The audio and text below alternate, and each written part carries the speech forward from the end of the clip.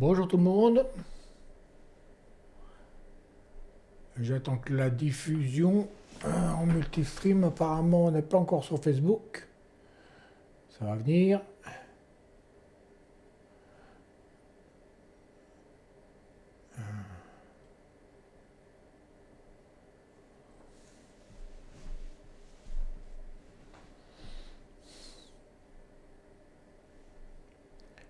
C'est un peu lent à se connecter sur Facebook.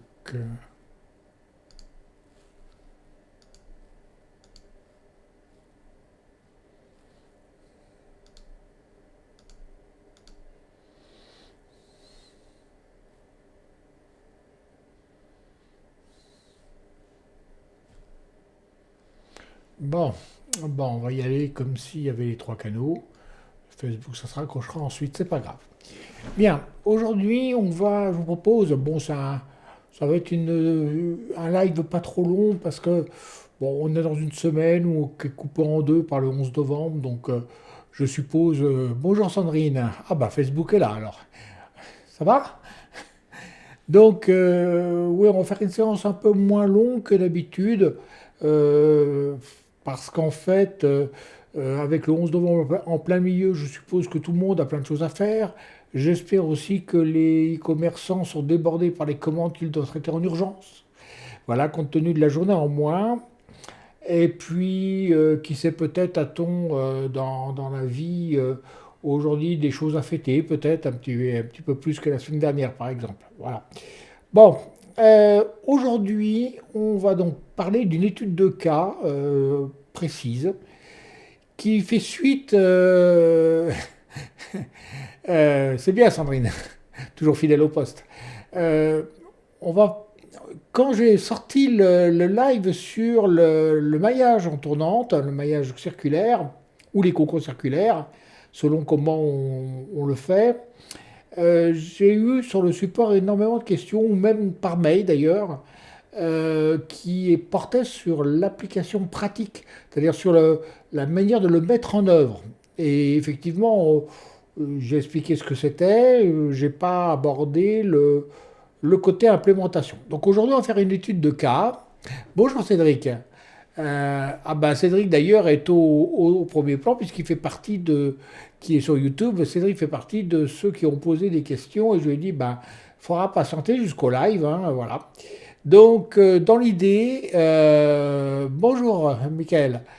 Dans l'idée, c'est de faire pas trop long sur la présentation d'une mise en pratique, euh, mais avec plus de choses que ce que vous avez vu, et surtout en situation. Euh, et ensuite, vous aurez sans doute des questions parce que ça va vous. Normalement, ça devrait vous évoquer des choses. Alors, je sais bien qu'on ne sera pas très nombreux ce soir parce qu'on n'est pas le bon jour avec cette semaine raccourcie. Mais bon, on va essayer de répondre à tout. Là, déjà, j'ai rassemblé dans la présentation du cas quelques questions qui m'ont été posées en DM, sur le support ou par mail. Donc, je vais déjà y pré-répondre, on va dire. D'accord? Donc, dans l'idée, on va aborder ça. Hop là. Alors aujourd'hui, je l'ai fait sous la forme d'une présentation en slide. Je trouve que finalement, c'est bien. Bonjour Yanis. Bonjour Jean-Chai. Ça va éviter bonjour Loïc. Ah bah t'es en retard Loïc, qu'est-ce qui t'arrive? Ça va éviter les gens qui dissertent pendant 200 ans sur la taille de mes cheveux.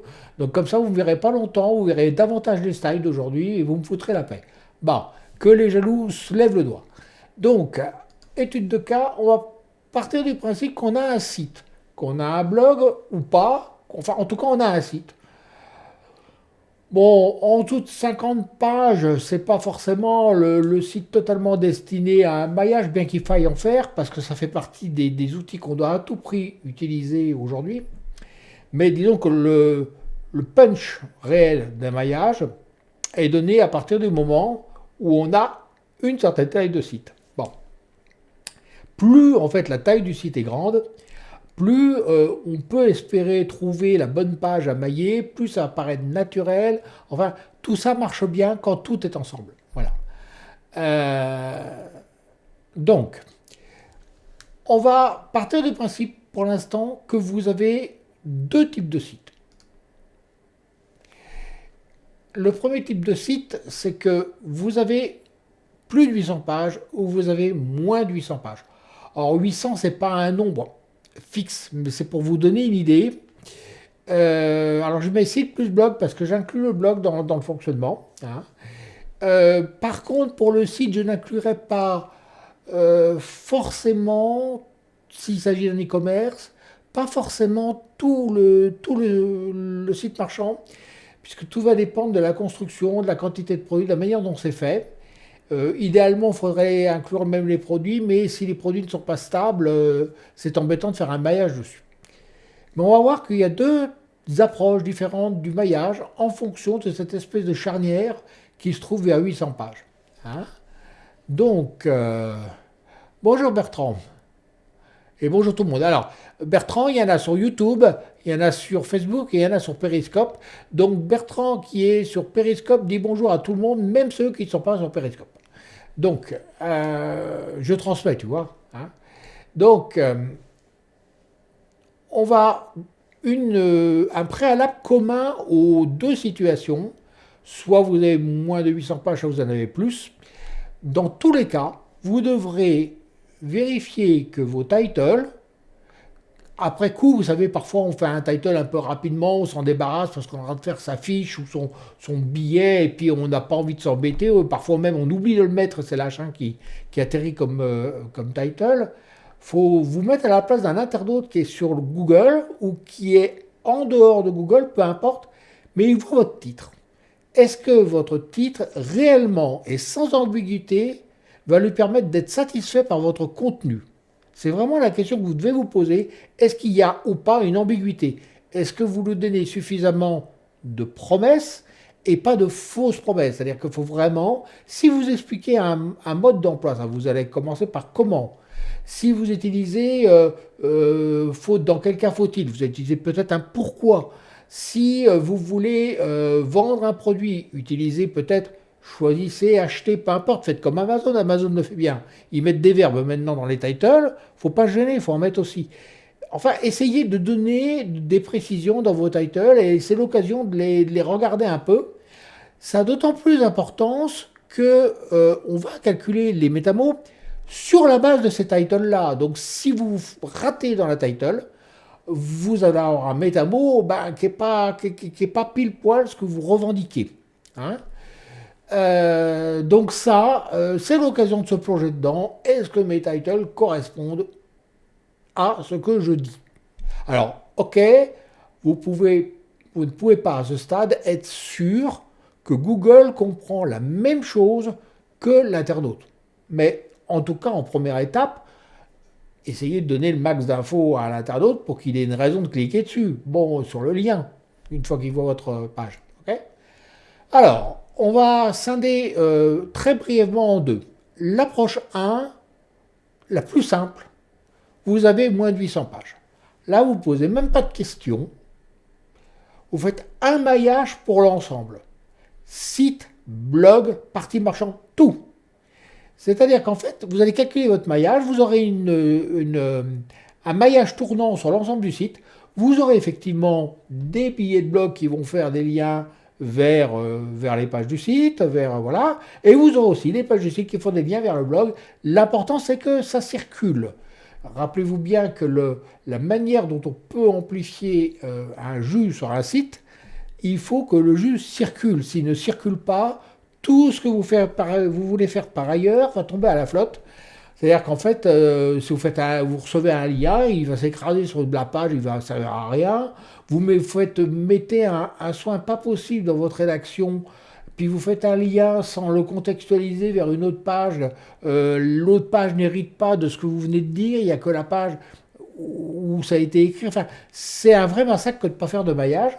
Et là, quand vous avez moins de 800 pages, vous ne posez pas trop de questions, faites une tournante générale, et c'est la situation la plus simple qui soit, et la plus facile à résoudre. Là, il n'y a même pas besoin de se prendre la tête, de savoir si je fais plusieurs plusieurs parties, plusieurs catégories de billets de blog. Enfin, on le verra plus tard dans l'autre partie. Comment je fais mon maillage. On verra qu'on fait plusieurs tournantes quand il y a plus de 800 pages. Et surtout, ne trouvez pas étrange de faire des liens qui partent du site vers le blog. J'ai eu le cas sur des sites où les référenceurs chargés de faire parfois un audit de site pour lequel j'avais fait la reco de maillage, qui étaient un peu étonnés, mais quand ils ont vu les positions du site, ils ont dit bon, bah ok, ça marche. Alors, on dit rien, c'est un peu étonnant, mais ça marche. En fait, il n'y a pas de raison que ça ne marche pas, tout simplement. L'avantage d'une tournante, c'est que quel que soit l'endroit où un lien atterrit sur le site, ça bénéficie à tout le site en fonction du contexte. Et ça, c'est génial. Hein. Donc, l'approche 2. L'approche 2, vous avez au contraire 800 pages et billets, ou bien encore davantage. Alors là, évidemment, si vous avez, je ne sais pas, 1500 ou 3000 pages, faire une tournante globale, enfin vers un maillage circulaire global, c'est assez prise de tête. Je pense même que CocoSA ne va pas pouvoir le calculer parce qu'il y a trop de mots, trop de métamots, et qu'il va être obligé de limer un peu les lexis de liaison, parce qu'en calcul, c'est exponentiel, ça va tourner pendant des jours, donc c'est pas la peine. Il y a des limites à tout, hein, voilà. Et donc, si vous voulez être efficace également, vous avez intérêt à en profiter pour essayer de mailler ce que vous pressentez comme étant de la même famille. Alors, quand j'ai de la même famille, c'est soit les thématiques, enfin les catégories que vous avez fait dans votre blog, soit les personas auxquels vous vous adressez. Il est possible que vos thématiques de blog soit vos catégories de blog, excusez-moi, soient basées sur des profils. Vous êtes professionnel, vous êtes particulier, vous êtes ceci, vous êtes cela, et que finalement, vous ayez des billets de blog profilés différemment selon votre public. Les publics que vous avez. Peu importe le travail que vous avez fait dans les catégories, vous allez pouvoir, s'il était fait avec soi, vous allez pouvoir le réutiliser ici. L'objectif, encore une fois, c'est que quand un lien atterrit sur un billet de blog, et ça arrive assez souvent qu'on reçoive des liens sur les billets de blog, là, il va tourner, il va s'amplifier comme une espèce je dirais pas de tornade, c'est peut-être exagéré, mais enfin, en tout cas, vous pouvez faire un x10 facile sur la puissance obtenue. Sur tous les billets qui sont reliés indirectement ou indirectement dans le même maillage circulaire. Et par la suite, quand vous allez faire des liens vers la boutique, c'est la puissance amplifiée qui va bien entendu circuler sur le site. Sachant que, justement, le site, lui aussi, va faire l'objet d'une tournante. C'est-à-dire que vous allez avoir, en fait, une tournante dans chaque catégorie, et vous allez avoir une tournante sur le site lui-même. Pourquoi c'est important? Puisque j'ai dit tout à l'heure qu'un backlink se tenait facilement vers un blog, et le billet de blog réceptionne un lien avec « Bonjour Gabin ». Donc Gabin qui est sur YouTube et qui dit bonjour à tous ceux qui sont sur YouTube, à Periscope et à Facebook. Facebook, j'ai un peu moins de succès parce que je ne fais pas une promo énorme sur Facebook. En plus, j'ai lâché Facebook pendant des années, donc voilà, bon, c'est comme ça, peu importe. Cela étant, là, vous allez avoir des liens naturels qui vont arriver assez facilement dans le blog, donc vous allez l'amplifier grâce au maillage circulaire. Et comme je vous l'ai dit, un lien, quand il tombe sur une tournante, automatiquement, ce jus est pris dans la tournante et s'amplifie. Et bien vous allez bénéficier du même phénomène quand le blog, lui, va faire un lien vers le site, lui-même ayant sa propre tournante. Du coup, vous allez recevoir un jus et ce jus va circuler dans tout le site. Ça, c'est terriblement efficace sur un site e-commerce. Par contre, il faut donner le change en nombre de pages. Si votre page, votre billet, votre blog ou bien votre site e-commerce fait à peine 500 pages, vous ne verrez peut-être pas passer le résultat comme vous l'attendez. Et dans ce cas-là, il vaut mieux faire un maillage, une tournante générale en fait, véritablement. Alors je continue d'utiliser le mot tournante par habitude. Je suis désolé pour ceux à qui ça évoque d'autres choses. Pour moi, c'est un truc qui tourne, basta. Hein. J'ai pas l'esprit mal placé. C'est après qu'on m'a dit, une fois que j'avais présenté le nom, qu'on m'a dit ouais, mais ça fait penser à quelque chose. Ouais. Bon, alors, une fois que vous avez fait donc effectivement votre maillage sur le site, que vous avez fait votre maillage sur le blog, ou sur plusieurs catégories de blogs, vous pouvez relier les deux. Alors comment relier les deux? Bon, je vous ai montré la technique du all-in. Hein. Bonjour Gauthier, fidèle au poste, Gauthier qui est sur YouTube. Donc effectivement, là vous pouvez utiliser le all-in aussi. C'est-à-dire, sachant que vous allez devoir rajouter quelques métamots si vous avez fait plusieurs lots, par exemple, un lot pour telle catégorie, pour que ce soit plus facile en fait à travailler, un lot pour une autre catégorie du blog, et puis un lot pour la boutique. Vous pouvez peut-être refaire un tirage des quelques pages principales de votre boutique parce que vous savez à l'avance quelle page vous voulez dynamiser. Et puis je serais tenté de dire, presque peu importe par où ça rentre sur la boutique, puisque de toute façon, pourvu qu'il y ait une connexion sémantique, ça va s'amplifier sur le site à cause de la tournante. Donc de toute façon, peu importe où vous envoyez le lien, faites-le simplement à un endroit où dans Cocon SE, vous voyez qu'il y a des liens en vert vers les pages, entre une page qui envoie le lien, colonne de gauche, vers le lien qui, vous cliquez sur un des métamots à gauche, vous voyez la colonne du milieu, les cibles possibles, vous regardez si votre page marchande, si elle est là, si elle est reliée en vert, vous pouvez y aller, ça ira, le lien sera très puissant. Je vous ai pas fait une copie d'écran pour ça parce que c'est méga simple. Hein. Bon, des copies d'écran, il y en a plein dans les autres vidéos. Il y en a une quand même aujourd'hui ici, hein, pour vous montrer quelque chose dont vous ne savez peut-être pas dont vous ne connaissez pas forcément l'existence. On y vient après. Donc, pour répondre aux pages de catégorie, habituellement, on fait pour les cocons des tables des matières. Bon, pourquoi? Parce que le cocon est quelque chose qui souvent est rajouté après coup, qui est un peu rajouté et qui n'a pas d'entrée par les menus, etc. Et il faut éviter que ce soit la page cible qui fasse remonter le vue dans le cocon sans que le cocon soit alimenté autrement. C'est un peu dommage. Et une page site permet au contraire, enfin une page de table de matière qui ressemble à une page de plan de site, finalement, mais dédiée au cocon, permet d'alimenter et d'injecter je dirais un jus nominal au départ dans les pages du cocon qui permet de diriger le jus vers la page cible et c'est bien. Bien entendu qu'on n'est pas obligé, à cause du montage et de l'architecture d'un maillage circulaire, nous ne sommes pas obligés de faire une table de matière. Mais, on a la page de catégorie. Et donc, pourquoi se priver dans le blog de la page catégorie? Elle est très utile. Mais, index follow, vous allez rire, mais j'ai encore vu il y a très peu de temps des gens qui mettaient leur page catégorie parce qu'ils craignaient du contenu dupliqué. Ils mettaient leur page catégorie en no index, no follow. Alors là, j'ai pas compris pourquoi. Sans doute qu'ils craignaient d'avoir du contenu dupliqué, mais pour ça, vous avez les extraits dans WordPress. Vous mettez l'extrait de WordPress, un extrait qui est différent du contenu, et WordPress ne reprendra pas le début du texte, mais reprendra cet extrait, normalement si le thème est bien foutu, reprendra cet extrait pour la page de catégorie. Par contre, effectivement, vous allez éviter de mettre le billet dans plusieurs catégories, ok? Pour éviter d'avoir l'extrait dans plusieurs catégories. Vous allez essayer d'être un peu, encore une fois, un peu cylindrique. Bon. À côté de ça, vous n'allez pas mettre de pagination. Fuyez les paginations. C'est une cochonnerie sans nom, ce truc. Ça devrait être interdit par la police, c'est pas difficile. Ça ne sert strictement à rien. Il n'y a plus de limite haute quant à la quantité de liens. Rendez-vous compte que si vous avez un billet, vous écrivez beaucoup. Il y a des gens qui écrivent un billet par jour.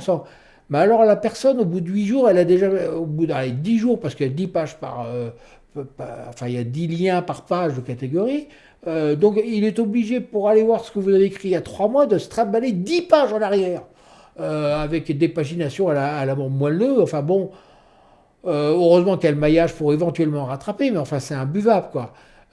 Et de toute façon, c'est nuisible. Pourquoi c'est nuisible? Parce que Google, s'il veut découvrir, comme l'internaute, votre blog, les billets de blog qui sont un peu profonds, et qui ne seront plus profonds grâce à l'absence de pagination, vous les ramenez immédiatement à portée de clic, et donc il les verra. Il a tout affiché, il a peut-être 200 pages ou 300 pages de liés dans la page catégorie, mais c'est pas grave.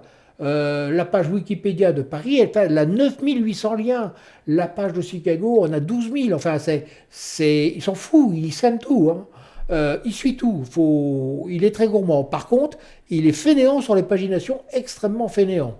Sans compter que souvent, pour aller à la page 15, il faut d'abord qu'il aille à la page 10. Hein, ensuite, à la page 10, il a 3 numéros de plus. Ah, super, il va cliquer sur 13. Ah, puis 13, enfin, à la page 15 s'affiche. Voilà, donc il fait combien de clics pour y arriver, quoi. Enfin, c'est contre-productif. Les paginations, vous foutez ça en l'air.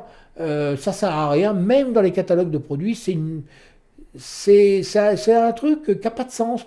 Par contre, enfin, ça n'a pas de sens d'un point de vue évidence pour la navigation. Il faut que la personne, c'est un peu comme si vous disiez dans une grande surface, bon, le produit, je te l'ai caché, je te l'ai mis dans l'entrepôt derrière, mais tu ne le verras pas dans le rayon. C'est débile. Moi, je veux voir sur le rayon tout ce que tu as. Et regardez le nombre d'articles qu'il y a sur un rayon de grand magasin, il y a tout.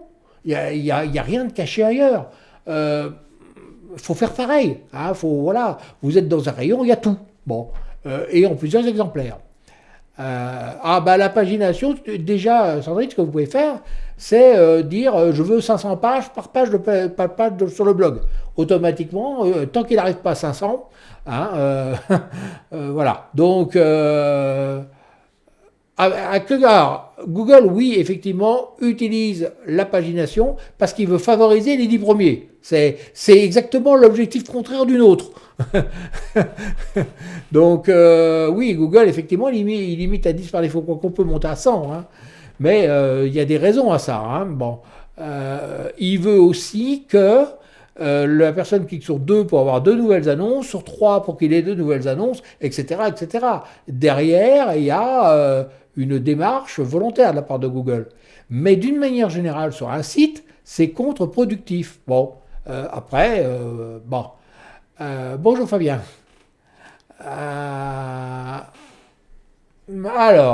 Fabien nous dit sur Facebook, la non-pagination sur mobile pose de vrais problèmes de perf. Ça dépend comment c'est fait. Il y a des gens qui arrivent. Il faut charger le texte par les images. Enfin voilà. Bon après, on peut aussi découper en catégories où il n'y ait pas 10 000 produits ou 10 000 voilà. Mais il faut que le texte soit chargé en tout cas. Hein. Alors le lazy loading, ouais, oui et non. Ça dépend de la manière dont c'est fait. Parce qu'il y a des lazy loading qui chargent vraiment rien au départ.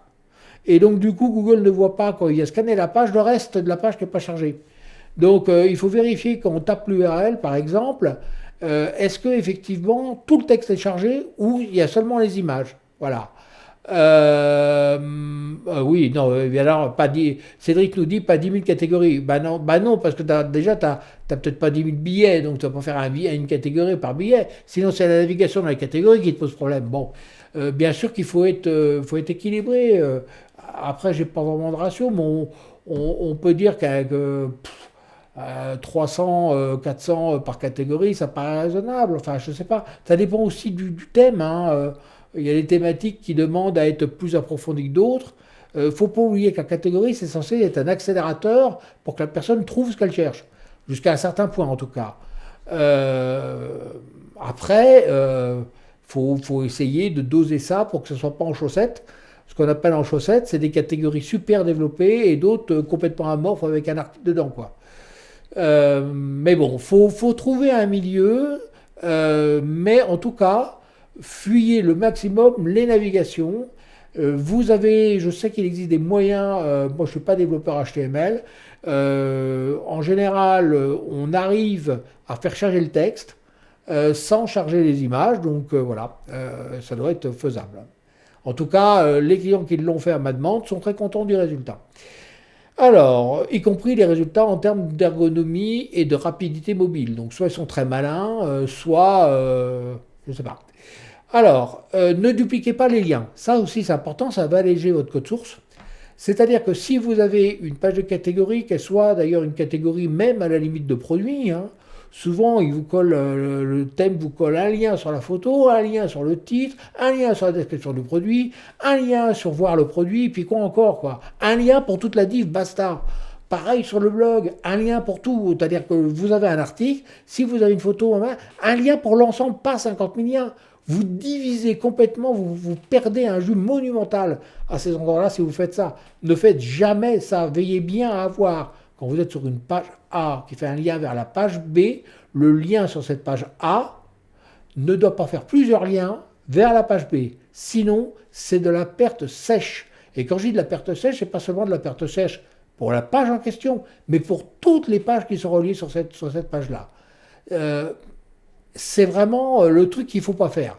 Le surfeur qui relève là-dessus, il se dit ah bah tiens j'ai cliqué sur autre chose, pourtant on me sert la même page. Bah qu'est-ce qui se passe? Donc il continue pas sa visite. Franchement on l'a fait mieux. Hein. Donc là vous la mettez sur tout le bloc. Il a une image, il a un titre en H2, H3, peu importe. Il a du texte. Bah, ça lui suffit pour avoir un début d'explication quand même. Hein. Mettre 2 fois le billet. Alors Loïc nous dit émettre 2 fois le billet, par exemple, les 3 meilleurs articles avant le listing. Alors, j'en parle après. Pensez le widget article récent qui sont néfastes. Effectivement, si ton lien existe déjà, si tu joues sur l'ordre, c'est-à-dire si tu retires du listing le billet que tu veux mettre en avant, ça marche. Si tu le mets 2 fois, tu divises pour régner, c'est pas bon. Enfin, tu divises pour ne pas régner du coup. Mais effectivement, tu peux toujours dire, j'ai un petit mécanisme qui met le lien, enfin les billets en avant, mais qui du coup ne les met pas dans le listing. Ça paraît logique. Hein. Donc, en fait, faut shader votre page de listing. On peut faire des mosaïques un petit peu comme les journaux, par exemple. Vous savez, les homepages des journaux, les webzines sont assez bien faits. Vous pouvez faire quelque chose comme ça. Voilà, enfin, vous voyez comment... voilà. Ordonner pour régner. Voilà. Alors, la suivante. Note pour les billets. Comme on calcule, et c'est valable aussi d'ailleurs pour les catégories d'un site e-commerce, comme vous allez calculer les métamos sur les sujets, il faut que vos titles qui représentent votre sujet, rappelez-vous, ce que je vous ai dit au début, calibrez bien vos titles pour qu'ils soient à la fois vendeurs, peu importe que d'ailleurs que ce soit un billet, on va dire, désintéressé, mais il faut qu'il soit vendeur au sens où il faut que vous trouviez votre lecteur et que le lecteur soit satisfait en sortant de la lecture. Donc quelque part, même quand vous quand vous donnez un conseil à quelqu'un, ou vous lui parlez d'un voyage, même si vous faites un carnet de voyage, vous n'avez rien à foutre, vous n'avez rien à vendre, votre carnet de voyage, ça n'empêche qu'il faut que la personne tire une satisfaction, sinon pourquoi faire un billet? À moins de le faire pour vous. Donc si vous faites un billet, faites en sorte que le titre touche au cœur la personne qui est sur Google, qui voit votre titre affiché, il a tapé quelque chose, il a envie de venir chez vous. Donc vous lui vendez bien la visite qu'il doit faire sur votre site, vous lui vendez quelque part dans Google. Donc effectivement, on peut, une fois que vous avez votre title, vous les avez bien révisés, vous pouvez également fournir, là on va le voir dans la copie d'écran après, on peut également fournir l'URL pour qu'ensuite, dans la partie optimisation, vous puissiez aspirer votre contenu directement dans l'interface. Comme ça, vous pourrez voir vous-même ce qui va et ce qui ne va pas. Et si, autre remarque, quand vous faites un maillage, vous pouvez vous dire, à un moment, ce lien, moi je ne l'aurais pas fait, je ne trouve pas ça naturel. Alors il y a un cas où on peut accepter ça, quand une page de marque, selon le contexte, fait un lien vers une page d'une marque différente. Là, à la limite, dans certains cas, oui, ça peut être gênant si c'est 2 concurrents qui ne s'aiment pas. Si c'est une filiale, ça peut se faire. Après, la sémantique n'obéit pas à des lois commerciales. Elle ne peut pas deviner ça. Donc, quand on fait un lien, si effectivement vous ne trouvez pas naturel au niveau de la sémantique, c'est-à-dire au niveau du sens, interrogez-vous, est-ce que sur les 2 pages qui sont concernées par cette interrogation, la page émettrice et la page réceptrice, excusez-moi, est-ce que finalement vous avez bien formulé le sujet? Est-ce que le métamo est naturel? Parce que si ça ne matche pas, c'est que vous êtes peut-être gouré simplement sur la formulation. Mais logiquement, ça doit matcher. Il n'y a pas de raison que ça ne matche pas. sauf si vous êtes planté dans le title. Donc dans ce cas-là, c'est peut-être tout simplement le contenu du billet ou de la page qui colle pas. Donc comme le title a permis de calculer le métamo, bah effectivement, du coup, vous pouvez avoir, dans quelques rares cas, heureusement, Cédric pourra nous dire si lui qui a fait un gros maillage, un gros calcul, s'il a eu ce souci. Mais logiquement, au besoin, on refait un peu le title pour que ça colle, ou bien on se dit, ben ma page, effectivement, elle ne parle pas tout à fait de ça, parce que mon métamo me demande de mettre des lexis que je ne peux raisonnablement pas utiliser. Ça veut dire que j'ai mal formulé mon sujet. Alors quand je dis mal formulé, c'est à prendre avec des pincettes. Je dis mal formulé également par rapport à Google, c'est-à-dire dans l'état de l'art, où en est-il de sa compréhension de votre sujet? Il y a des sujets où il est plus en avance que d'autres. En B2B, il est un peu plus à la ramasse qu'en B2C. Ce qui est logique. Hein. Il a moins de data, il a un peu moins de choses.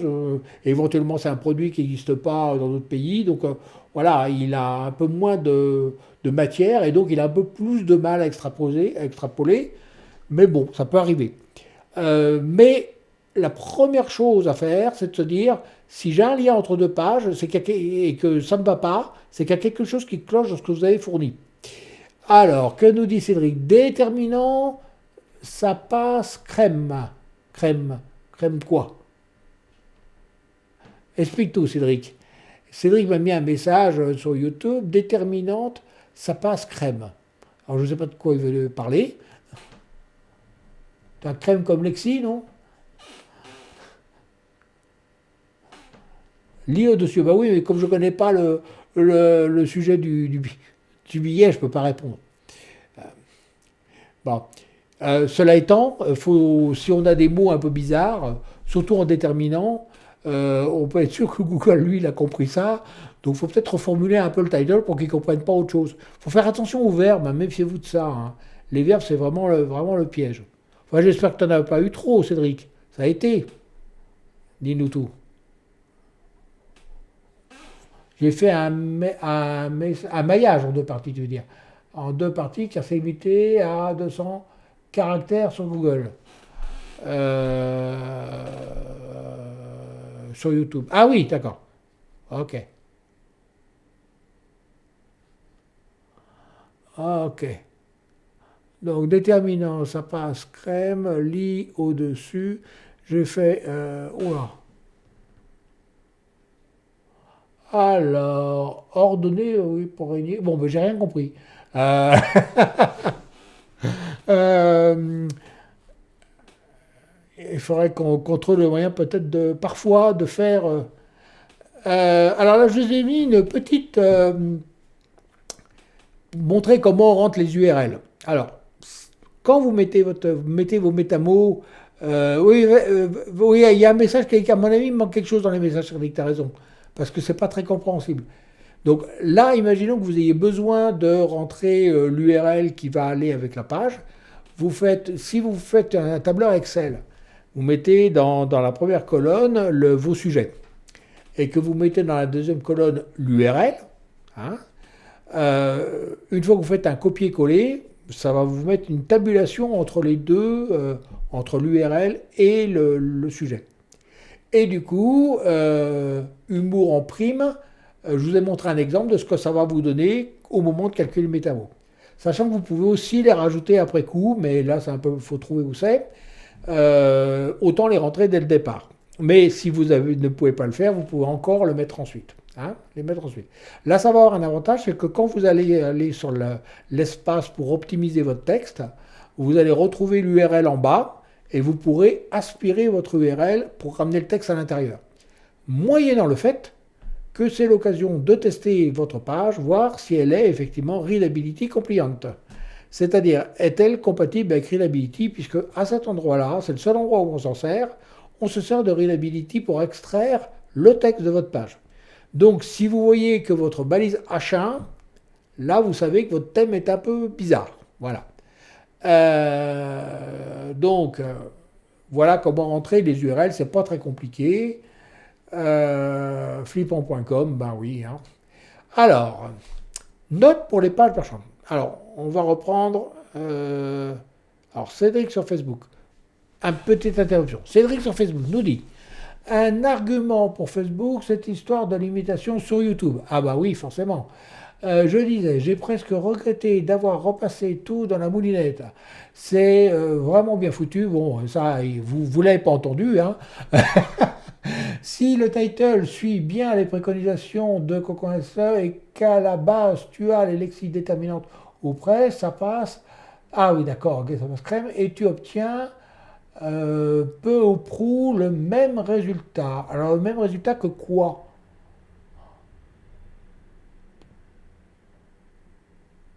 Ah oui, tu veux dire que les lexiques collent bien avec le sujet. C'est ça que tu veux dire? J'espère au moins que c'est ça. Parce que sinon c'est un peu inquiétant, hein. Imagine que par exemple tu tapes crème à bronzer puis ils te sortent Claire Molette, ça serait un peu inquiétant, hein. Euh, non, mais effectivement, alors par contre, je rappelle que les lexis ne sont pas des choses que vous trouverez forcément dans les pages des concurrents, hein. Mais bon, c'est là où se situe la valeur. Donc, ok. Donc, si Cédric, tu voulais dire autre chose, bah, tu es sur Facebook, tu sais comment faire, hein. Donc, vous devez avoir des titles parfaits. Vous pouvez également fournir l'URL sujet par sujet, ça je l'ai dit. Optimiser vos contenus avec les métamots et les clés de contexte. Alors, je précise que les lexis de contexte pour faire les liens entre les pages ne sont pas des lexis différentes de celles pour le texte. Bon. C'est-à-dire qu'en fait, quand on vous dit de mettre 2 fois tel lexi ou 3 fois, c'est bien entendu, y compris c'est la fois où vous l'utilisez pour les liens. Bon, c'est pas en plus. Euh, En fait, la bonne idée, c'est de commencer par faire le texte des liens parce qu'on a en tête ce qu'on veut dire. On a en tête qu'à un moment, on va faire un lien. Alors, bien sûr, ça, c'est quand on part de zéro, hein, c'est plus facile, hein. Mais quand on reprend un contenu après coup, faut peut-être ruser davantage. Mais chacun va trouver sa façon de faire. Mais quand on part de zéro, on va effectivement se dire, bon, je vais parler de ça, mais je ne vais pas parler de ça parce que j'en parle sur une autre page.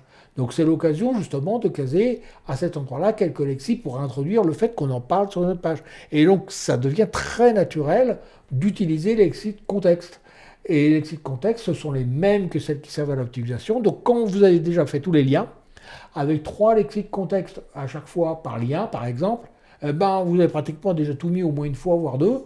Le travail sur la rédac et l'ajout de lexi est réduit au plus simple. Alors, bon, c'est vrai que la solution, quand on a un tout petit texte, placé 2 fois chaque lexi, ça devient très compliqué parce que le texte est trop petit.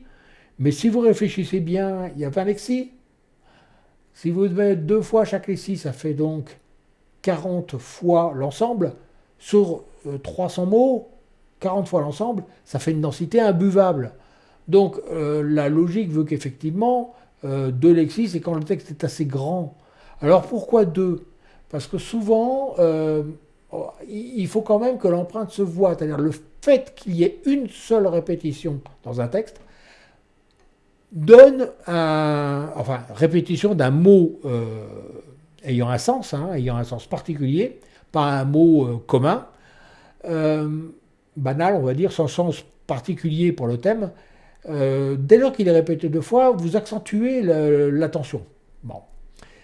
Si vous l'utilisez 2 fois, vous pouvez aussi l'utiliser dans la table of content que vous mettez en haut en introduction de votre page. Vous mettez une petite table de matière qui permet de descendre dans la page directement au paragraphe. Si vous utilisez une lexilab et la lexi plus bas là où vous allez, ben ça y est, vos 2 fois elles sont faites. Mais vous n'allez pas faire une table of content sur 300 mots, quoi.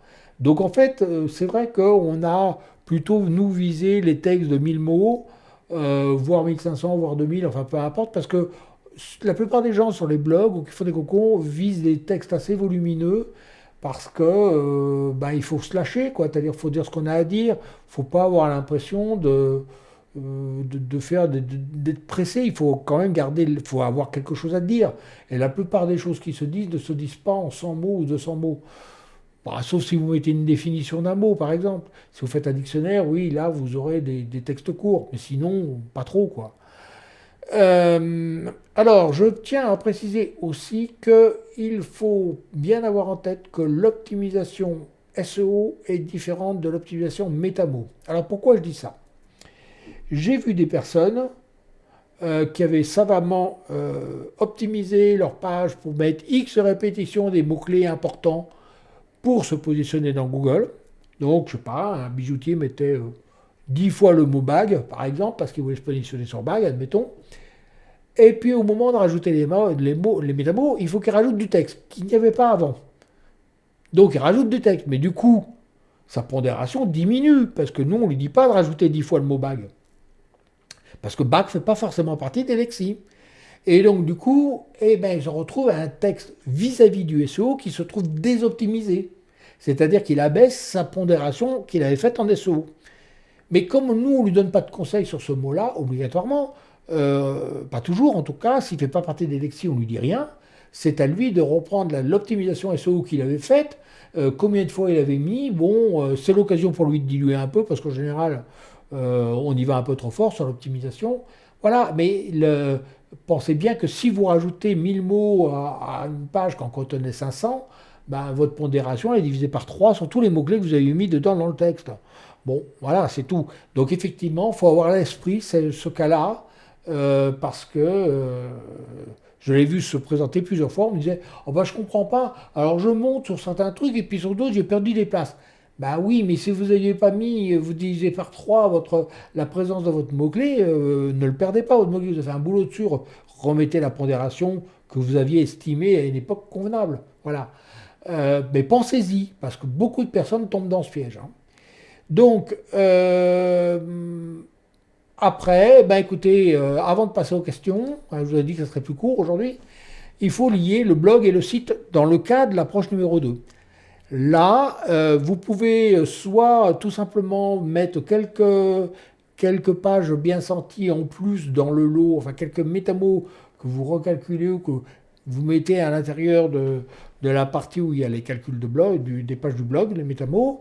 Et là, vous regardez quels sont les liens qui sont en vert et puis vous faites vos liens vers ça. Vous pouvez faire un all-in. Alors, n'allez pas essayer de dire « Oh, j'ai 500 pages par catégorie, je veux voir une visu globale de mes 500 pages, plus 500 pages, plus 500 pages, plus 500 pages et plus mon site marchand. » Pour ça, c'est la partie crawl de Cocon SEO que vous utilisez. Elle va à 10 000 pages. La visu sémantique, il n'est pas possible de le faire à 10 000 pages. Tout simplement, il n'y a pas assez de place à l'écran. Ça paraît bête, mais c'est comme ça. Donc, si vous voulez, après coup, voir ce que ça donne en termes de puissance, vous pouvez toujours utiliser la partie crawl. Pour la partie sémantique, vous faites vos tournantes. Vous savez que si vous liez ça, le courant va passer. Voilà, vous liez le blog au site. Peu importe, vous liez la page où ça atterrit, pourvu qu'il y ait un couloir naturel entre le billet en question et la page du site marchand, dans un sens, pas dans les deux cette fois-ci, dans un seul sens, hein, blog vers page, la page du site. Et puis vous pouvez faire un all-in si vous voulez. Hein. Vous recalculez une deuxième fois 3-4 catégories que vous mettez dans votre lot et puis vous faites un all-in vert. Et puis comme ça, vous verrez toutes les pages qui matchent avec. Si la facette du métamo n'a pas trop tourné sur la... Enfin, elle ne devrait pas tourner au point de fausser le lot all-in. Hein. Mais bon, voilà. Donc en fait, c'est tout con, mais... entre la théorie du maillage circulaire avec la possibilité d'en faire des cocons, le fait de passer ce cap de dire ok, je l'implémente, j'ai eu beaucoup de questions et en fait il y a très peu de réponses à faire parce que c'est tout simple, mais encore faut-il mettre le doigt dessus. Voilà. Alors, Yanis. Bonjour Yanis d'abord. Il faut faire du lien des pages marchandes vers le blog. Dans l'hypothèse où on est Yanis qui est sur YouTube, dans l'hypothèse où on fait un seul calcul parce que le site fait moins de 800 pages et on a décidé de faire un calcul général du maillage circulaire, auquel cas effectivement il y aura des liens, la tournante va parcourir tout le site. Donc parfois il y aura peut-être effectivement des liens qui iront des pages du site vers le blog et vice versa. Mais il n'y aura pas de lien aller-retour, pas de lien réciproque. Si on fait comme ça. Si on fait par contre au contraire des maillages circulaires catégorie par catégorie et catégorie de blog, et ensuite un maillage entre les différentes catégories et sous-catégories de la partie marchande, Là, effectivement, il n'y aura pas de liens qui vont de la partie marchande au blog. Là, ce qu'on vise quand on a un gros site comme ça, c'est tout simplement du linkbait, c'est-à-dire des mecs qui font des liens vers le blog, et on va amplifier le lien sur le blog, et ensuite on va le balancer sur le site marchand. Et là, effectivement, ça, c'est très productif. Mais il faut donner le change, c'est-à-dire faut avoir des pages, quoi. Bon, voilà. Donc, si on... Alors, dans le blog, oui, effectivement, fait des liens forcément vers le site. Dans tous les cas, il fait des liens vers le site. Alors, Gabin nous dit comment on relie deux tournantes. Une page de tournante. Ben, en fait, si tu mets, admettons, tu as une tournante dans une catégorie de blog. Et puis tu as une page de catégorie. Ta page de catégorie, tu la mets comme j'ai fait la démonstration lorsqu'on a fait le live sur on n'a pas introduit la page cible au début. On l'a double-cliqué, on l'a désactivé. Bah là, tu vas faire ça. C'est-à-dire que tu vas mettre 3-4 pages de catégorie dans ton calcul, mais tu vas les désactiver avant le calcul du maillage circulaire. Tu fais ton maillage circulaire, et puis ensuite tu fais un all-in sur les différentes pages, les 3-4 métamos ou les 3-4 catégories que tu veux pousser. Et la catégorie du site marchand, j'entends bien, il ne faut pas se tromper avec le blog. Et là, tu fais un maillage sur ces différentes pages. Voilà. Après, le problème, c'est que idéalement, il faudrait pouvoir tout représenter sur la même visu, mais je suis désolé, la quantité de pixels sur un écran n'est pas suffisante. Donc on a un véritable problème, et pour le coup, c'est un problème de taille. Hein. On ne peut pas le faire tout simplement. Dans le crawl, on peut parce qu'on a des systèmes de boîtes qui permettent de descendre dans des scopes, donc on a trouvé des trucs. Mais en sémantique, si tu fais ça, on perd complètement le sens. Donc on peut le faire uniquement. Alors, en gros, la tournante fait all-in sur quelques pages. Voilà, tu as compris. Effectivement, les différentes tournantes des catégories blog font un all-in vers les catégories qui t'intéressent le plus dans la partie marchande. La partie marchande ayant elle-même sa propre tournante, indépendamment, sur catégorie et sous-catégorie. Même si tu as que 10 catégories sous-catégories, tente quand même une tournante là-dessus, ça vaut vraiment le coup de l'avoir. Voilà. Alors, si vous avez un site pas trop gros, vous pouvez vous permettre, à la limite, peut-être, mais il faut un peu de patience, il faut être très attentif, vous pouvez vous permettre de mettre vos catégories sous-catégories et vos billets de blog dans le même calcul. Mais avant de calculer la tournante de chaque catégorie ou de chaque billet de blog, vous devrez désactiver tout ce qui n'y appartient pas à la main. Calculer la tournante, ok. Récupérer le squelette HTML de votre tournante pour savoir quoi mettre dans les pages, ok. Ensuite, vous recommencez pour la deuxième catégorie, la troisième catégorie, et puis ensuite, vous faites la même chose pour le site, et puis ensuite pour le all-in. Ben, bon courage, hein, autant le faire comme ça, je veux dire, vous mettez simplement au bout de la tournante, vous détachez les deux, parce que la tournante sémantique des catégories du site est indépendante, de toute façon elle tourne de son côté, elle reçoit le jus qui vient du blog, mais elle n'est pas impliquée en émission. Donc on a juste besoin de recevoir des liens du blog, c'est tout. Alors, Cédric, et le PDF pour le all-in. Alors, le PDF pour le all-in, on a découvert un htbug, je crois que c'est sur Chrome. Ça, il faut qu'on arrive à le résoudre, il faut qu'on arrive à le reproduire aussi. Donc, vous ferez ça sur Firefox. N'utilisez pas Chrome, puisqu'effectivement, dans la dernière version de Chrome, en tout cas, on a un petit problème de script, assez étonnant d'ailleurs, mais c'est que sur Chrome. Bizarrement, on ne l'a pas sur Firefox, on ne l'a pas sur Safari, on ne l'a pas sur Opera, on ne l'a pas, je ne sais pas ce qu'il a l'autre. Voilà, bon, c'est comme ça. Alors, peut-on avoir 7 liens sortants et 5 liens entrants, dont 2 externes, nous dit Gabin. Alors, attends. Ou mieux vaut 5 liens entrants. Bah, la tournante est basée sur 5 liens entrants maximum, 5 liens sortants maximum. Bon.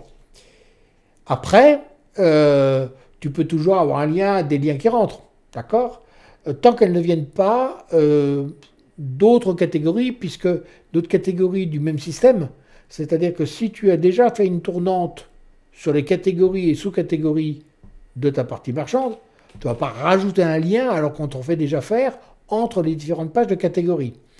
Par contre, si tu reçois un lien venant du blog, c'est pas gênant. C'est deux systèmes qui sont simplement mis en contact. Donc le all-in, tu vas effectivement prendre du jus du blog, mais c'est pas grave. Franchement, c'est pas grave. Parce qu'en fait, même quand on prend du jus dans le blog, pour l'envoyer, et vous notez ça quelque part, c'est très important, ok, vous videz le jus du blog. Mais c'est un jus qui, avant d'être vidé, a été amplifié. Donc au final, vous n'y perdez pas. Donc vous l'amplifiez par une tournante, et ensuite, ce que vous avez eu en plus, vous l'envoyez vers le site. Donc finalement, c'est tout bénef. Vous ne perdrez pas. C'est pour ça. Et en plus, les pages de blog n'ont pas besoin d'avoir énormément de jus pour se placer, pourvu qu'elles soient bien foutues, intéressantes, originales, écrites avec les tripes, ça passe. Elles se positionnent toutes seules, les pages. Donc, enfin, je ne sais pas si vous avez des difficultés à placer des pages de blog, mais évidemment, si vous voulez placer une page de blog sur poker, je ne dis pas que vous n'aurez pas de problème, mais est-ce que poker est un sujet de blog? Pas sûr, hein.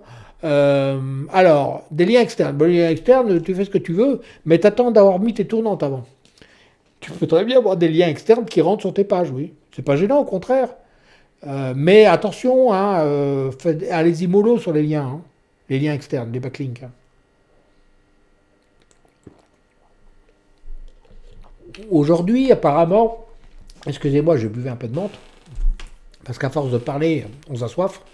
Apparemment, la stratégie aujourd'hui agressive, c'est 3 liens d'après ce que dit Laurent, c'est 3 liens par mois. Donc, allez, c'est pas comme avant où on faisait 15 liens dans la nuit, ou voire plus, hein.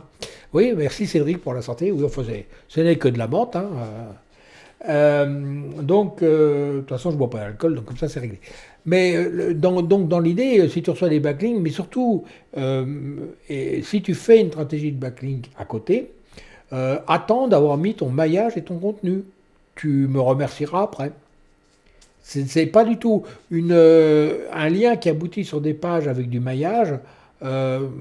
C'est le jour et la nuit par rapport à une page sèche, hein. On appelle une page sèche, c'est une page qui est 3 fois rien en texte, qui fait pas de lien, voilà, qui est juste fait pour vendre.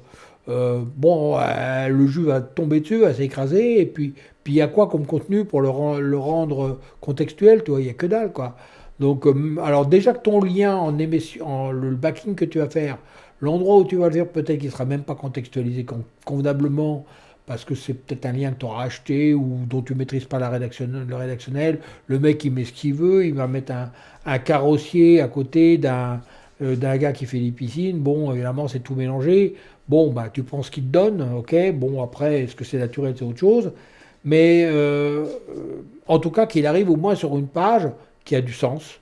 Voilà. Et il faut effectivement faire tout ce qu'il faut que le site soit nickel avant de faire du backlink. Franchement, hein. Alors, Gabin nous dit justement, ma question c'est, quand on équilibre les liens sortants et entrants, est-ce que l'on doit tenir compte des liens? Non. Non, tu n'en tiens pas compte des liens externes. Les liens viennent après, je te dis. Donc tu fais ton maillage normal, 5 liens entrants, 5 liens sortants, chaque fois que le système a pu les calculer. Puis si tu reçois des liens, tu reçois des liens. Mais ils ne rentrent pas en ligne de compte. C'est vraiment pour le maillage interne. C'est vraiment la distribution du jus. On en a même besoin. Quand je te dis de faire un lien, quand je vous dis de faire un lien all-in du blog vers le site marchand, bah, bien entendu que là, vous allez avoir des pages du blog qui vont avoir 6 liens sortants. Et puis, de la même manière, sur la partie site, vous allez avoir des pages qui vont avoir plus de 6 liens entrants, même beaucoup plus. Et ça, c'est pas grave. Ce qui importe, c'est que la distribution soit équitable sur les deux systèmes, que ça circule de façon équitable. Une fois que ça s'est établi, On peut faire plein de choses. Mais ce qu'il faut, c'est que quand du jus passe entre un système A et un système B, les deux systèmes existent. Quand je dis en temps système, c'est les fameuses tournantes que tu peux avoir une par catégorie de blog, ou une pour l'ensemble du blog, une pour la partie marchande. Peu importe comment tu fagotes ton truc, mais dès lors qu'on a des systèmes, tu peux les relier entre eux, mais après. Voilà. Regarde ce cas. Nous dit Gabin, je fais 95 liens vers des sites externes. Mon Dieu. D'abord, faut pas faire 95 liens vers des sites externes, mais c'est pas grave. En plus de mes 5 liens internes sortants, oui, non mais bon, ben, avant de se poser des questions, Gabin, pour des sites qui n'existent pas, quelle idée de faire 95 liens vers des sites externes. Donc on oublie. Au pire, tu feras un lien sur une page externe et basta. Quoi. Je veux dire, tu ne devrais pas avec tes 95 liens. On ne va pas poser une question sur un cas qui n'existe pas. 95 liens externes sur une page, mais il faut être malade. Remarque, j'ai eu des cas, hein, j'ai eu des gens qui sur tout le site, avaient plein de liens vers Légifrance, par exemple. Bon, bah, c'est pas très productif, ça écroule plutôt le site parce que ça fait trop lien sortant vers quelque chose d'externe. Il faut essayer de se dire, l'ensemble de mon site a combien de liens? Alors, le lien se compte en termes de liaison. Donc, quand un lien entre une page A et une page B, il n'existe qu'une fois, de A vers B. Donc, moi, j'appelle un lien ça. Je ne compte pas deux fois, une fois pour A, une fois pour B, d'accord? Combien de liens j'ai en tout? Et est-ce que je suis à ce point généreux que finalement, j'ai plus de liens qui vont chez les copains que de liens sur mon site en maillage? Ça, c'est une anomalie. Et il n'y a aucun site qui fait ça, sauf les annuaires. Hein. Alors, les liens externes sur l'équilibre ne sont pas comptés pareil. Donc, du coup, tu peux t'échapper des quelques liens rares externes que tu vas faire. Si tu veux les faire, tu les mets tout en bas, tout en haut, enfin bref, tu les mets dans un endroit pas trop visible. Si tu veux être quelqu'un de tordu, tu les mets dans une iframe, comme ça Google ne les verra pas, mais ton internaute les verra. Là, c'est si tu es vraiment pervers et que tu n'aimes pas ceux vers qui tu fais des liens. Voilà, mais enfin peu importe. Ce qu'il faut, c'est que le système de maillage interne, qui a sa propre vie et qui a son propre décompte, lui, soit équilibré. Après, les liens externes, les liens que tu reçois, les liens que tu envoies, c'est un petit peu autre chose, mais vas-y mollo dans les deux cas. Soit on envoie sans réception, il faut y aller mollo, mollo, mollo. Non, mais il ne faut pas être si généreux que ça, Gabin. Te dis, parfois on veut être généreux. La générosité, elle n'est pas forcément pour ceux à qui tu fais des liens, parce que si tu dilues tes liens et que ton site ne vaut rien, tu ne lui fais pas un cadeau au mec à qui tu fais un lien. Fais-lui, alors ce qu'il faut faire dans ce cas-là, si tu veux vraiment faire des liens vers un gars que tu aimes bien ou vers des partenaires, tu te fais un lien en footer vers une page précise où là tu mets tous tes liens. Et ce lien, cette page-là, c'est la page partenaire. Tu peux même faire 2-3 pages partenaires avec un petit contenu, tout ça. Mais cette page-là, tu la mets hors maillage. Et par contre, tu peux lui faire un lien dans le footer ou même à la limite dans le menu si on a été ultra généreux, mais pas dans le contenu et pas dans le maillage de grâce. C'est pas l'endroit où il faut le faire. Moi, je le fais de temps en temps, mais à toute petite dose. Et puis, je m'en fous de mon site, donc je peux faire des choses qui ne se font pas. C'est pas grave. Mais en tout cas, ne mélange pas les deux. Je peux comprendre que c'est tentant, mais on peut le faire à toute petite dose si ton site a plus d'autorité que le tien. C'est tout le problème. Si tu fais un lien vers Wikipédia, et comme diraient certaines personnes, zut, mais Wikipédia, hein, mais bon, imaginons que tu veuilles faire un lien à tout prix vers Wikipédia à un moment, tu peux le faire, ça a beaucoup d'autorité, mais il faut que ça se justifie. C'est-à-dire qu'en gros, tu parles de quelque chose et tu justifies de ta source. Ça, c'est compréhensible. Mais dans le contenu, à moins de faire du lèche-bot à tout le monde, il n'y a pas de raison. Ou alors, cette page lèche-bot, tu la mets à part. Voilà. Alors, Cédric, après, tu peux lui faire, et si c'est logique, Que ça colle à Lexi. Oui, tu peux même faire effectivement même une page partenaire avec des Lexi, hein, avec un métamo et tout. Hein, bon, mais encore une fois, hein, faites gaffe aux échanges. Hein, on a été nombreux à se faire déglinguer à l'époque où Google cognait. Aujourd'hui, il est beaucoup plus sournois. C'est-à-dire qu'il n'annonce pas que tu as une pénalité, machin, mais ton site, quand tu mets une page, il met 300 ans à aller scanner la page. Tu fais une modification de title, il met 3 semaines à se rendre compte. Ta page est amorphe, elle se retrouve désindexée à tour de bras. Là, c'est que tu as chopé une maladie, quoi. Donc, cherche dans ce que tu fais, voir ce que tu as fait mal. Et si ton site est ce qui te permet de manger, bah, pense à ta peau. Hein. Voilà. Et charité bien ordonnée commence par soi-même, dit-on. Hein.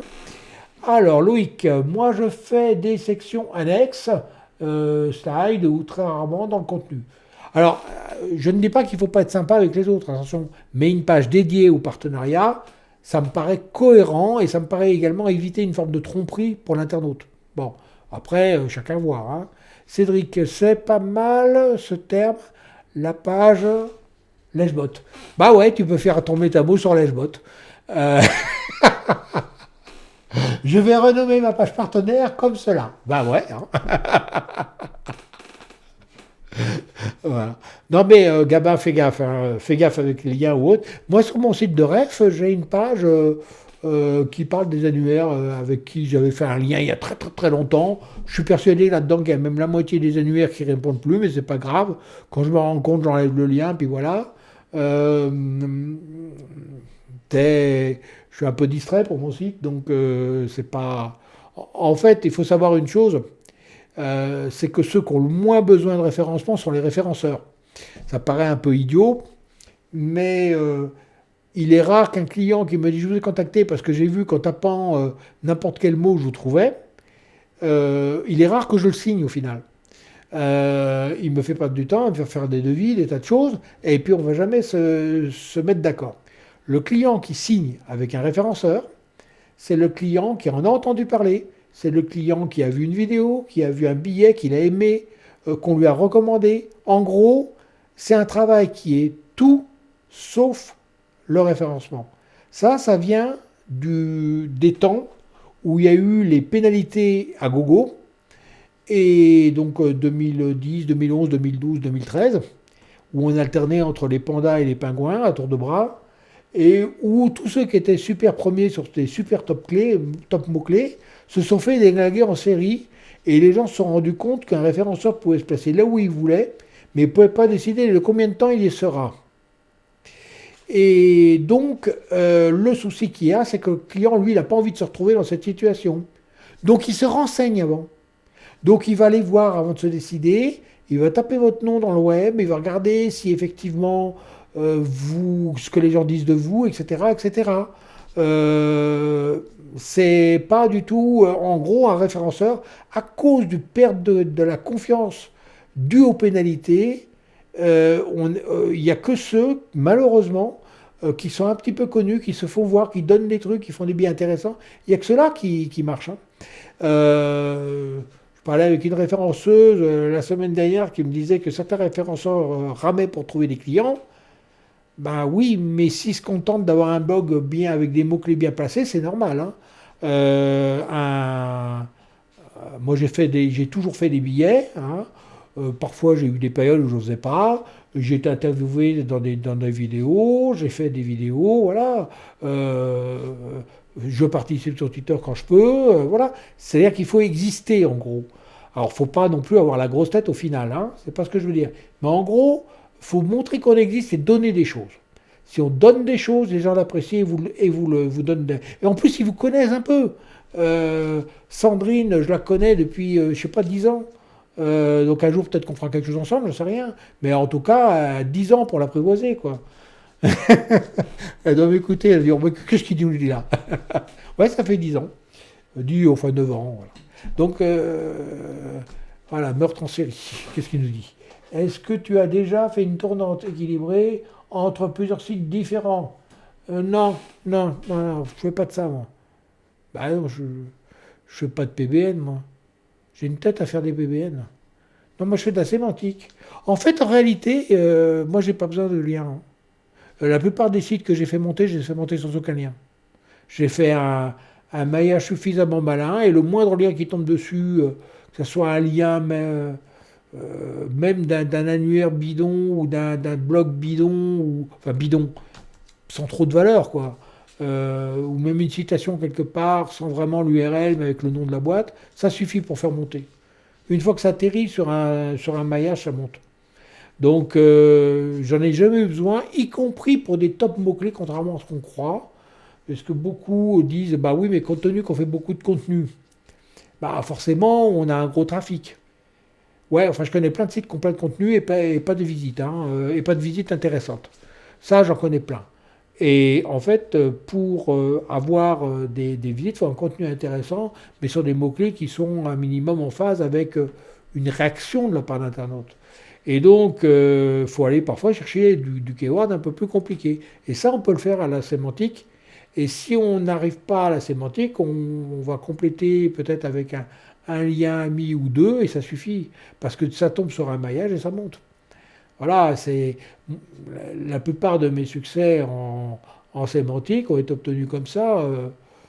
Si j'ai été obtenus aussi avec une autre astuce. Euh, Certains sont dans des domaines où le pillage de contenu est courant. Donc je dis toujours à mes clients, mettez vos liens en dur, c'est-à-dire en absolu, dans vos contenus. Comme ça, au moins, si le mec il pique vos contenus, il pique vos liens avec.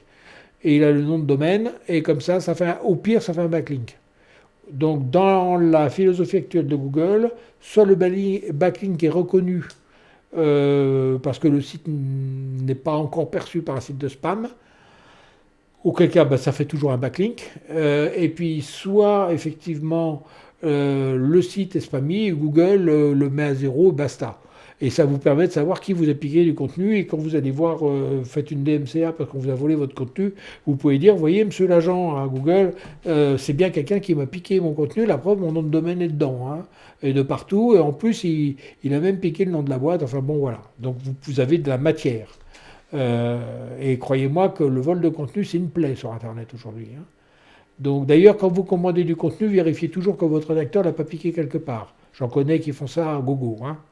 Voilà, y compris de sources officielles, voilà.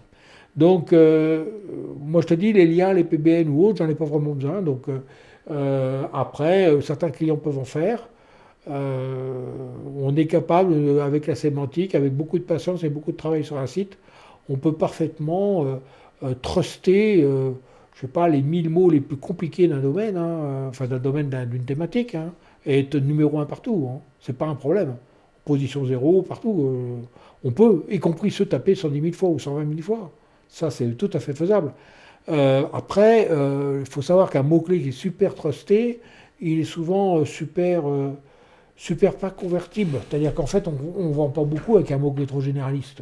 Donc, en général, les mots qui vendent, c'est ceux qui sont plutôt moins intermédiaires entre le mot qui a beaucoup de volume et le mot qui est relativement proche de la transaction, quoi. Voilà. Alors, Cédric, tu seras toujours limité par les 24 heures Gabin. Alors, je ne sais pas ce qu'il veut dire. Si tu restes dans le white, recrute des rédacteurs. À force de tester, tu tomberas sur des bons et tu auras ta petite armée de qualité. Alors, oui, et après, ça dépend où tu mets la barre de ce que tu appelles rédacteur de qualité, parce que, honnêtement, le niveau est vachement bas, quand même, en France. Je suis un peu critique là-dessus, parce que les rédacteurs ont pris de mauvaises habitudes. Ils font beaucoup de remplissage. Bon, c'est comme ça. Donc, après, ça dépend. Si tu n'es pas exigeant, ouais, tu peux te faire ton armée. Mais un texte de qualité est plus rentable, même s'il coûte plus cher, même si tu fais qu'une page là où les autres en font 100. Si tu fais un maillage ou autre et que c'est bien foutu, ça ramène plus de fric à la fin du compte. Donc c'est un calcul qu'il faut faire. La calcul du volume, c'est comme les mecs qui achetaient des liens par milliers et qui demandaient, je recevais des mails, vous vendez combien les 10 000 liens? Je dis, je ne vends pas 10 000 liens, moi je fais pas je vends pas du lien, je suis pas... Voilà. Euh, Rédacteur de qualité, tu es en forme. Non, tu les formes. Ouais, bah, on a essayé, nous, hein. Franchement, c'est très décevant. Franchement, c'est très décevant. En tout cas, si tu mets la barre très haut comme nous on le met, euh, on a toujours des trucs à redire et on perd nos nerfs à la fin, on n'en peut plus, quoi. Euh, Merde, bonjour, c'est combien la palette de liens? Bah, ça dépend de combien tu veux d'entrepôt. Voilà, voilà. Allez, d'autres questions, s'il y en a. Sinon, bon, on arrête là, puis on se dit à la semaine prochaine, hein.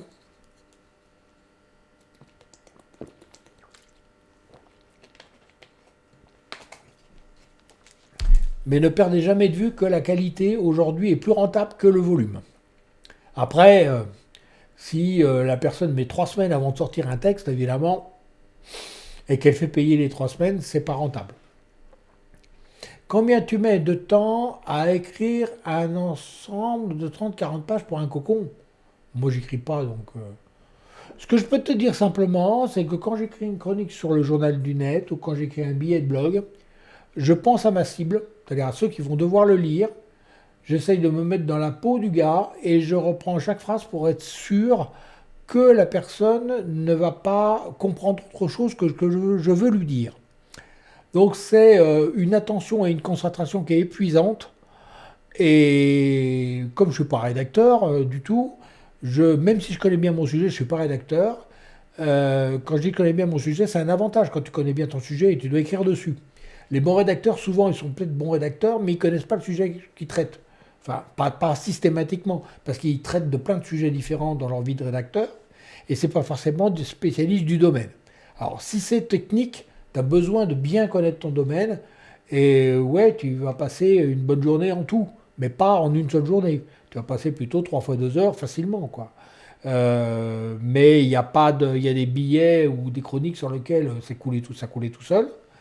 Et puis je fais relire à mon épouse qui me dit ah, attention, là, tu as une ambiguïté possible, le gars il pourrait comprendre ça. Ah oui, alors je corrige, et puis voilà, il y a une interaction. Mais c'est pas du texte qui est jeté. Mais ouais, ça fait 8 heures facile. Et il y a des certains billets sur mon blog au début où je mettais une semaine. Parce qu'il y avait trop d'ambiguïté, on partait vraiment de zéro en sémantique, les gens pouvaient comprendre tout à fait autre chose. Donc il fallait faire attention à chaque mot qu'on utilisait, c'était une plaie, quoi. Et sur un domaine où les gens découvrent, c'est très très très dur. Et je pense que ça doit être aussi très très dur quand tu fais des billets méga techniques. Par exemple, va faire un billet de blog où tu vas essayer de vulgariser la fission nucléaire, par exemple. Eh ben, je te souhaite un bon courage, hein. Où tu vas effectivement aller, tu vas parler de Schrödinger, mais pas du chat, de l'équation. Puis tu vas expliquer pourquoi les mecs, à l'époque en licence de physique, ils mettaient un semestre entier à arriver à la résoudre. Un trimestre entier pour une équation. Donc effectivement, c'est un tel boulot qu'aller expliquer ça en 2 heures, c'est pas possible, quoi. Donc du coup, peux pas vulgariser ça. Donc tu vas mettre énormément de temps pour voilà. Écrire par contre sur les chats et les chats, c'est quand même plus facile, hein. Hein. Alors, quels sont tes conseils par rapport à des contenus générés par les visiteurs eux-mêmes? Type forum. Bah, écoute, si tu as un forum et que les gens écrivent librement dessus, demande-leur simplement de ne pas utiliser le langage SMS et d'essayer de ne pas faire de fautes d'orthographe. Et puis ensuite, tu les laisses libres. Ils s'expriment. Bon. Mais s'ils veulent pas pourrir la vie des autres internautes, qu'ils évitent d'utiliser un langage qui est tel que seuls les gens d'une génération et encore va réussir à vaguement comprendre sans en être sûr. Les autres sont pas là pour te supporter, ils sont là pour apprendre de ton commentaire. Voilà, donc écrire en français, c'est pas plus mal.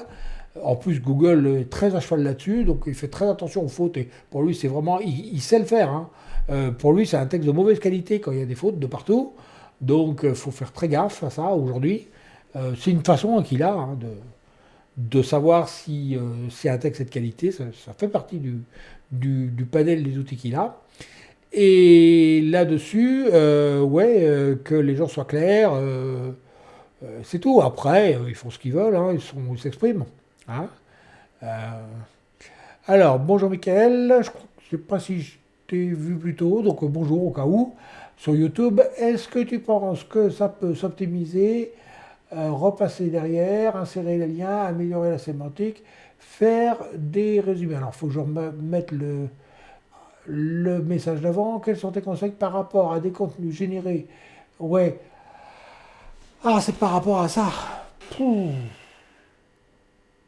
Est-ce qu'on peut dire que philosophiquement parlant, on ait le droit de modifier les commentaires des gens pour y mettre de la sémantique?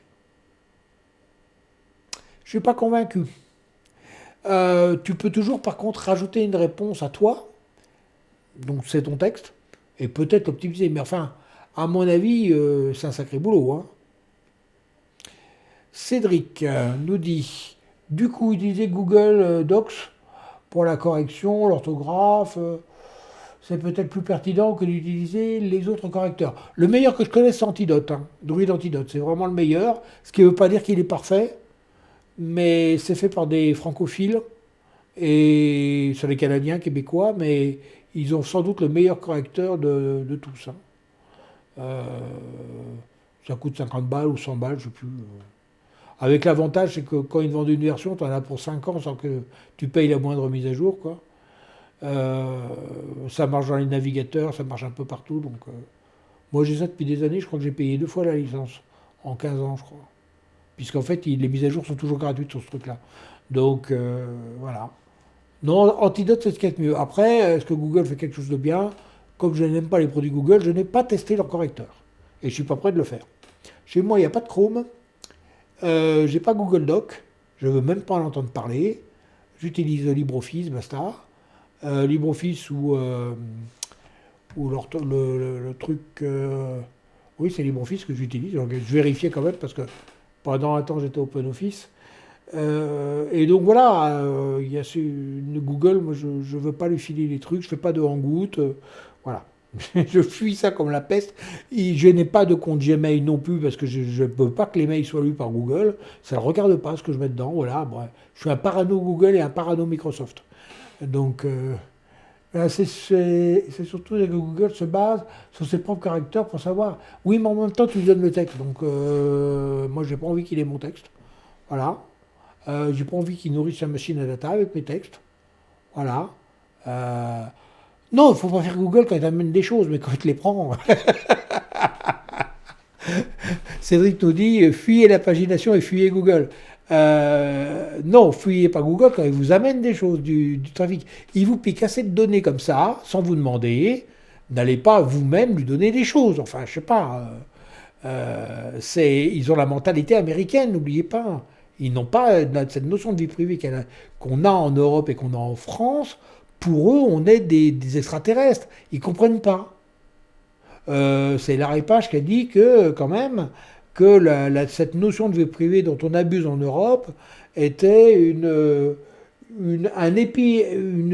toute petite histoire dans l'histoire de l'humanité et qu'en gros, ça allait disparaître parce que Monsieur Google allait charger de la faire disparaître. Enfin bon, c'est quand même inquiétant de sortir ça. Et il l'a dit en toute honnêteté, pas de façon provocante. Mais ce sont des Américains.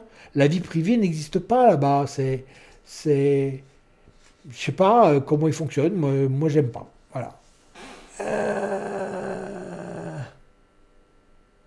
C'est sûr que qu'il en pique Black Hat pour nos vies privées. Bah, écoute, je sais pas.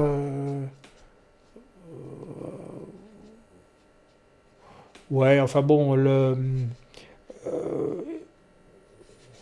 je ne suis pas contre le Black Hat, je suis ni pour ni contre, bien au contraire. Est-ce que la sémantique c'est Black Hat? J'en sais rien. Je pense pas. Ça dépend de la manière dont on le fait, par exemple. Si effectivement tu mets du contenu bidon, du latin ou je ne sais pas quelle connerie autour de Telexi, oui, c'est Black Hat. Si tu fais du contenu à l'arrache pour acheter 2 balles et que tu mets juste Telexi après, c'est du Black Hat. Si tu fais du contenu spiné dans lequel tu mets Telexi, c'est pareil, ça devient Black Hat parce que probablement que tu vas la faire du volume et puis bon. En fait, c'est pas tellement le fait de faire de la sémantique et de Black Hat, c'est là où tu la mets qui va être Black Hat. Et on a fait, nous, pour nos tests, effectivement, des cocons s'ils avaient été des cocons, des systèmes de maillage, on a fait des tas de trucs qui existent sur le web, que vous ne trouverez pas parce que maintenant ils sont complètement désactivés, mais il y en a certains qu'on peut encore trouver, mais qui sont effectivement des fakes, juste pour tester. Donc, mais ça a des fins de test. Il n'y a pas de volonté commerciale, ni de faire de la pub dessus, ni de faire de l'affiliation dessus, mais il faut bien faire les tests, hein. Voilà, mais est-ce que c'est Black Hat? En tout cas, c'est les techniques Black Hat, mais pas utilisées à des fins. Voilà. Et puis jamais on est allé embêter, faire perdre des places à un commerçant, par exemple. On fait attention aux mots sur lesquels on veut se passer, mais on est bien obligé de faire des tests, sinon. Donc voilà. Mais fermons la parenthèse. Voilà. Voilà. Bon, ben écoutez, en tout cas, pensez à une chose, c'est que soyez très méfiants aussi, sans tomber dans la parano sur les objets connectés quand même, parce que tous les jours on découvre des failles, parfois même des failles zéro day, sur des trucs qu'on va vous donner à un endroit pour lequel vous n'avez pas été consulté avant. Et c'est embêtant que les gens puissent avoir accès à votre vie privée comme ça, et qu'on s'en rende compte 3 ans, 4 ans après. Donc, ouais. Après, si ça vous gêne pas d'étaler votre vie, ou que tout le monde la connaisse, ou que les serveurs la connaissent et puissent puiser dedans, bah, c'est vous qui voyez, hein. Chacun est libre, hein. Alexa, fais-moi un cocon sémantique. Ah ouais, je serais capable de le faire. Euh, mais Alexa, c'est peut-être pas le pire, figure-toi. Au moins, Alexa, il te le fait, je veux dire, c'est délibéré, quoi. Ce qui est embêtant, c'est quand ta télé t'espionne. Elle n'a pas été achetée pour ça, si tu veux. Bon. Et quand tu vois que tu as des. Je ne sais plus quel constructeur, quelle marque s'est fait avoir, parce que la télévision voyait des données personnelles. Elle enregistrait les gens dans la pièce et il balançait les datas à leur serveur. Alors, paraît-il, pour des fins de suivi de qualité. Ouais, tiens, c'est la bonne excuse.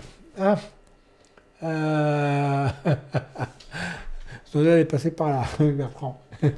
Bon, on va arrêter là ce soir parce qu'on va finir par dire du mal de tous ceux qui nous espionnent de partout. Hein. Bon, faites bien la différence simplement quand même entre autres choses. Il y a la data que vous envoyez qui est la vôtre, mais qui ne permet pas de vous identifier et qui ne permet pas de finalement de mettre la main sur un pan réellement privé que vous voulez avoir vous. Et le fait de donner à un script quelconque tellement de données sur vos intentions, sur vos machins, qu'à l'échelle d'un peuple entier, ils puissent déduire des actions de masse. Et ça, c'est peut-être ça qui est le plus grave. Donc, ce n'est pas des données privées, c'est des données communes qui sont collectées sans votre consentement.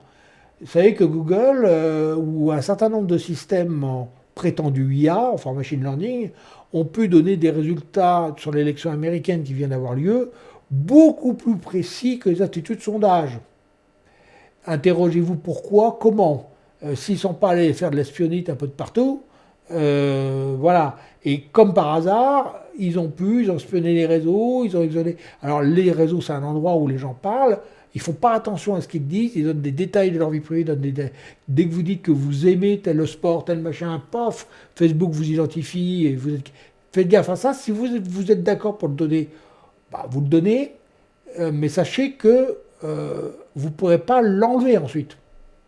Donc il faut faire attention, puis si ça vous plaît, bah, vous le donnez quand même, puis si ça ne vous plaît pas, sachez que ça existe, et donc il faut faire gaffe, c'est tout. Hein. En croisant les doigts, la data anonyme, bah oui, elle est toujours anonyme, enfin bien quand même dans l'endroit. Hein. Tu as l'endroit, tu as l'heure, tu as la ville, tu as et puis le contexte. Je parlais l'autre fois d'un data center, d'un call center, pardon, qui analysait enfin on analysait, j'étais dedans, les différentes, le climat, les annonces météo, les annonces à la télé, pour savoir combien d'opératrices fallait derrière le téléphone en fonction de la probabilité d'avoir des gens intéressés par ce qu'on présentait. Et bien ça, par exemple, c'était déjà le début de ce qui arrive aujourd'hui. Déjà, on analysait de la donnée soi-disant anonyme, c'est-à-dire qu'on essayait de retrouver dans une action individuelle, le fait de téléphoner, on essayait de la croiser avec une information à la télé. Et ça, c'est déjà une violation quelque part quand on y pense. Donc, à vous de voir. Hein, à vous de voir. Peut-être que vous vous en foutez ou vous voulez bien la donner. Voilà. Là-dessus, je vais arrêter de bavarder parce que je pourrais, depuis le temps que je suis dans le métier, je pourrais en dire des kilos, des tonnes, des entrepôts entiers, n'est-ce pas? Donc, je vais éviter de le faire ce soir, ça ne tiendrait pas. Voilà, voilà. Alors, je vous dis bonsoir à tous. Et puis, à la semaine prochaine. Je n'ai pas encore choisi le thème. On verra. On va peut-être rentrer dans comment rédiger, peut-être. Tiens, ça pourrait être intéressant. Comment rédiger un texte qui claque, hein? Ça pourrait être pas mal, ça. Un texte qui envoie le bois. Hein? Voilà, voilà. Bonne soirée à tout le monde. Et passez une bonne semaine.